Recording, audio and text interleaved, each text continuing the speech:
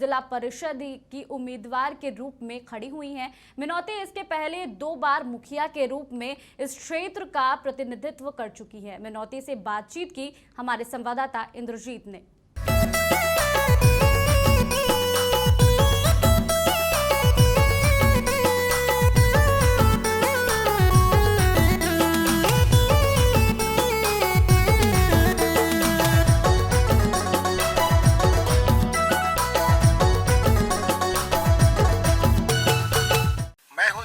समाचार प्लस के खास कार्यक्रम अबुआ राज गांव की सरकार में आपका स्वागत है।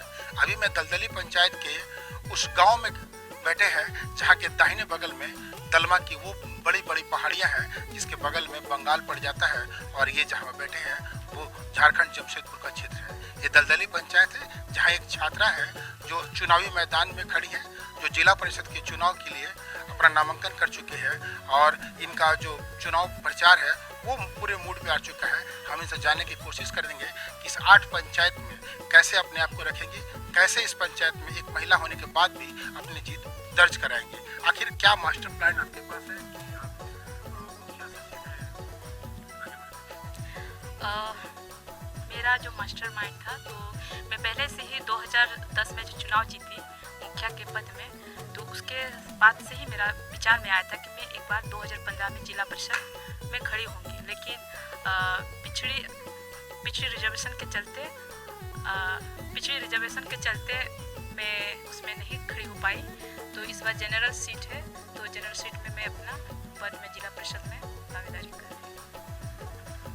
2 बार आप मुखिया रही हैं। 2010 से अब तक आप मुखिया पद पे विराजित रही हैं। क्षेत्र में कई समस्याएं हुई, कई समस्याओं का आपने निदान भी किया और कई समस्या आज भी विद्यमान है। तो क्या 2 बार के मुखिया होने के बाद काम तो किए हैं, लेकिन जो मुखिया के पद से जितना भी काम था मैंने अपना पूरा 100% दिए, लेकिन कुछ ऐसा भी चीज़ आया है जो मुखिया के जरिए से नहीं हो सकता है। इसलिए मैं जिला परिषद में खड़ी हूँ और अपना इसलिए मैं उसके उम्मीदवार में खड़ी हूँ। तो ये जानना चाहेंगे कि आखिर तीसरा बार हैट्रिक चांस जनता आपको क्यों दे? अगर मान लिया अगर मैं जिला परिषद में खड़ी नहीं होती, अगर मुखिया पद में भी होती, तो मेरा विश्वास है क्योंकि मैंने काम किया है तो मुखिया में भी मैं जीत हैट्रिक भी कर सकती थी। लेकिन मुझे और भी कुछ काम था, जो सपना था कि मैं और ज़्यादा काम कर सकती हूँ। जैसे यहाँ का एक मूल समस्या है, एसएससी डाटा में नाम नहीं होने के कारण बहुत सारे यहाँ के पंचायत वासियों का नाम आवास में नहीं आया, पीएम आवास में नहीं आया। तो मुझे बहुत ही अफसोस लगा कि मेरा एसएससी डाटा में नहीं होने के कारण मेरे जितने भी प्रजा है उन लोगों का घर नहीं बन पाया है। अगर ऊंचा पद में रहती थी तो इन लोगों का भी सहूलियत कर सकती थी, इन लोगों का भी आवास प्लस में नाम जोड़ सकती थी। लेकिन छोटा होने के कारण, मुखिया पद छोटा होने के कारण उतना तक हम लोगों का नहीं पहुंच पाया और इसलिए मैं अपना योगदान जिला परिषद में करना चाहती हूँ। यहाँ का जो मूलभूत समस्या है स्वास्थ्य में है, जो स्वास्थ्य के लिए यहाँ से जो देखिए आप तो आए कि यहाँ से टाटा बने कि आपका सदर हॉस्पिटल 43 किलोमीटर दूर है, या तो एमजीएम जाना पड़ता है प्रसव के लिए। महिलाओं को कितने समस्या से दिक्कत होने से जूझता है। यहाँ में एक मेरे इस पंचायत में आपका उत्क्रम उच्च विद्यालय हड़माडी है, उसको मैं +2 का दर्जा भी देना चाहती हूँ, ताकि यहाँ के ये जो एकदम बिहार क्षेत्र से हैं कि यहाँ का बच्चा लोग यहीं पर ही पढ़े +2 तक। और सिर्फ इसी पंचायत का नहीं बल्कि बाद बाकी जैसे मेरा 8 पंचायत पढ़ते हैं, लुआवसा, कुल्लूम, देवघर, पलासवनी, बड़ा बाकी और बेलाजुड़ी, बेको और दलदली। इस पंचायत में देखिएगा जो आपका एनएच क्षेत्र के अधीन में आता है बेलाजुड़ी पंचायत में, वहाँ में नारगा में कम से कम मध्य विद्यालय है, वहाँ 450 छात्रा सब है, लेकिन वहाँ में अभी तक उत्क्रम उच्च विद्यालय नहीं हो पाया है। ये दुर्भाग्य की बात है और मैं उत्क्रमित उच्च विद्यालय में उसका मैं प्रयास करूँगी कि वो उत्क्रमित उच्च विद्यालय हो जाए जिला परिषद जब मैं बन जाऊँगी। साथ में बड़ा की पंचायत के अंतर्गत में पिपला मध्य विद्यालय है, वहाँ भी बच्चे अनेक पढ़ते हैं जो आगे नहीं पढ़ पा रहे क्योंकि वहाँ पर भी हाई स्कूल की कमी है उसको भी अपग्रेडेशन करके कम से कम वहाँ के छात्र वहाँ में पढ़े। और वो जो जिस तरह से हम लोग देखते हैं कि आए दिन दुर्घटना होती है, बच्चे लोग लटक लटक करके या तो मंगोलिया जाते हैं या तो आपका जमशेदपुर जाता है पढ़ने के लिए, वो थोड़ा सा सहूलियत हो जाएगा। और तीसरी मुद्दा है कि बहुत सारा ऐसे भी ग्रामीण है जिसमें राशन में उसका राशन में नाम है लेकिन अभी तक राशन में उसका नाम नहीं जुड़ पा रहा है। अगर उसको सही मायने में जिला परिषद के समझ मतलब आपका डीसी ऑफिस में इसके विषय में थोड़ा सा चर्चा विषय किया जाए तो शायद उसका भी समाधान हो सकता था। ये बहुत सारी समस्याएं हैं। फिर यहाँ में बिजली आए दिन देखिएगा, अभी थोड़ा सा हल्की सी हवा देने के बाद बिजली संकट में आ जाती है। और बहुत सारा ऐसे भी है कि जर्जर हो चुका है तार। आए दिन आप सुने होंगे कि पिपला में जिस तरह से घटना घटी है वो घटना ना घटे, क्योंकि बहुत सारा ऐसी भी जगह है कि पानी के ऊपर से गया है तार, जर्जर हो चुका है और कभी भी घटना घट सकती है। लेकिन इस विषय में अभी तो कोई चर्चा नहीं किया गया, उसको ना ही देखा गया, अनदेखा किया जा रहा है। और यहाँ के मूलभूत समस्या ये भी है कि देखिए यहाँ से देखिए आपको दिखाई भी दे रहे हैं, बड़ा बाकी से लेकर आपका द्वारशनी तक पूरा सड़क जर्जर हो चुका है। ये आपका बंगाल रोड है, मेन रोड है और ये सड़क इतना जर्जर हो चुका है कि आना जाना में भी थोड़ा सा समस्या आ रहा है। फिर आप गांव के कुछ कुछ जगह देखेंगे प्रधानमंत्री जो सड़क गए हैं जो हम लोग के मुखिया फंड के द्वारा नहीं हो सकता है, तो वो समस्या को कौन अवगत कराएगा सरकार को। अगर पहले आपका क्षेत्र छोटा था और अब क्षेत्र बड़ा हो जाएगा। पहले एक पंचायत में मुखिया का चुनाव होता था और आप तुरंत जीत जाते थे, इसलिए 2 बार जीत गए, लेकिन अभी तीसरा बार क्षेत्र बड़ा हो गया है। एक आप महिला है, कैसे होगा सब? देखिएगा पहले मैं आपको भी बोलना चाहती हूँ, मैं पहले गृहिणी थी, घर का काम उस समय मेरे एक ही परिवार था। हम हमारे दो कि मेरा 2 बेटा है और मेरा हस्बैंड है, 4 परिवार था। लेकिन मैं 9 गांव को मैं संभाली, उन लोग को सब लोगों को मेंटेनेंस करके दिया कि एक भी ऐसा समय नहीं आया। मैं 365 दिन मैं जनताओं के सामने में थी और जनता भी सामने भी है, उन लोग के सामने मैं अपना पूरा 365 दिन थी। कम से कम 20 घंटा उन लोगों का साथ में थी, 4 घंटा अपने परिवार के साथ में थी। तो अभी जब क्षेत्र बड़ा होता है तो जिम्मेवारी भी बढ़ जाएगा और मैं कोशिश करूंगी कि मैं ज़्यादा से ज़्यादा और पंचायत में और जिम्मेवारी और लेना चाहती हूँ। और उन लोगों में जो समस्या से भी है, सिर्फ यहाँ का समस्या तो आपको अवगत कराएं। मैंने 8 पंचायत का भौगोलिक दिशा दृष्टिकोण से देखने को मिलता है कि बहुत सारा ऐसे भी क्षेत्र है कि अलग अलग समस्याएं हैं और उन समस्या को मैं समाधान करना चाहती हूँ। यहाँ में जिस तरह से आपको बताया कि क्या क्या समस्या है, जैसे लुआ बसा हो गया, हुल्लुंग हो गया, आपका पिपला हो गया, तो उसमें भी अलग अलग समस्या है, उनसे भी रूबरू कराऊंगी और अपना जो भी हो सके मैं अपना काम इसको मैं अपना सेवा भावना से मैं काम करना चाहती हूँ।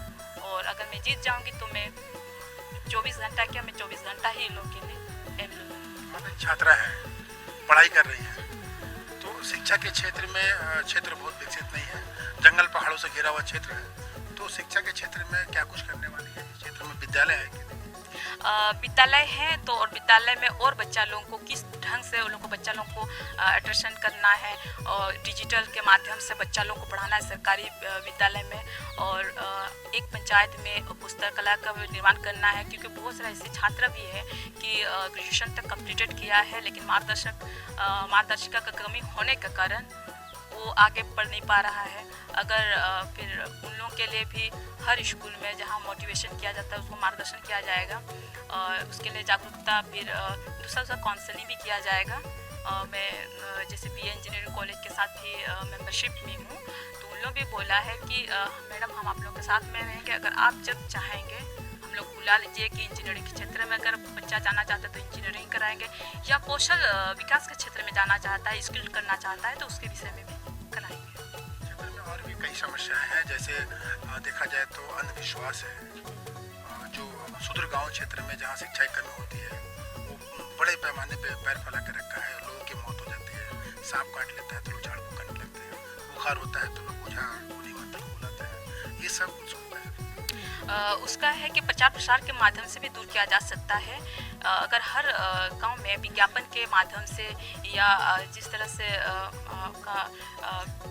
जो मीडिया के माध्यम से, सोशल मीडिया के माध्यम से भी उसको प्रचार से रोका जा सकता है। यहाँ में लेकिन नेटवर्क कम होने के कारण उस सब से थोड़ा सा कमी आ रहा, समस्या कम आ रहा। तो सबसे ज़्यादा है प्रचार प्रसार, चाहे आंगनबाड़ी सेविका के माध्यम से हो या गांव में ग्राम प्रधान के द्वारा भी हो सकता है, वो दूर हो सकता है। लेकिन वही बात है कि अगर साथ दें, जनता साथ दे, उस चीज़ को, अंधविश्वास को वो ना माने और उसके विषय में थोड़ा सा जिज्ञासा उत्पन्न करे तो दूर हो सकता है। एक महिला है और महिला होने के नाते महिलाओं की जो परेशानियां हैं उसको कैसे दूर करेंगे? जैसे अनीमिया की परेशानी होती है, महिलाओं में खून कम हो जाता है गांव क्षेत्र में, और महिलाओं में जब खून कम होता है तो अपने परिवार को विकास नहीं कर पाती है, तो समाज का कैसे विकास होगा? सबसे सर्वप्रथम है कि मैंने आपको पहले भी कहा कि यहाँ जागरूकता की कमी है।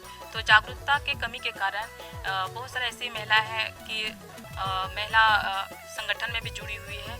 संगठन में भी ये हम चर्चा करेंगे उन लोगों से कि पहला है अपना स्वास्थ्य पर ध्यान दिए, पहला है कि आप हरी पत्तीदार सब्जी खाइए और स्वस्थ रहिए, और पहले अपना स्वास्थ्य पर ध्यान दीजिएगा, उसके बाद में काम कीजिएगा। आप ये काम करती हैं? हाँ जी, आप करते हैं।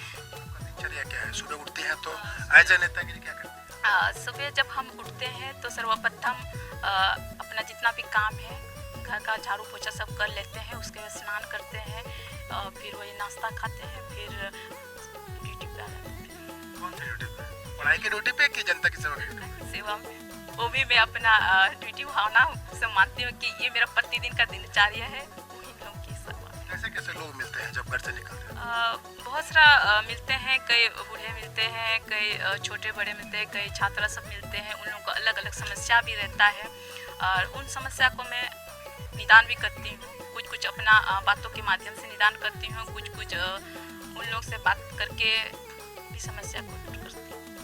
समाज में चूँकि अब महिलाएं हैं, महिलाओं की भागीदारी के लिए सरकार ने जो पुरुष सीट था उसे महिला कर दिया, तो महिलाओं की जो भागीदारी है उसको लेके कैसे निभाएंगे? महिलाओं को कैसा होता है? देखिएगा, पहला जो 2010 में जब चुनाव जीती थी उसमें महिला, तो जनता उसमें विश्वास किया था और मैं जीती थी। और दूसरी बार जो अन्य था, अन्य कैटेगरी, जब मैं उस समय भी मैं जीती, क्योंकि इन लोगों का विश्वास था कि मैडम फिर से कर सकती है, और इसी विश्वास के साथ मैं इसीलिए जिला परिषद में खड़ी हूँ और मैं महिलाओं के ऊपर में भी वही काम करना चाहती हूँ। मैम, आपके पास है 2 बार के मुखिया होने के बाद महिलाओं का विकास कैसे हो, फुटबॉल देख लगाना है, कैसे करना है?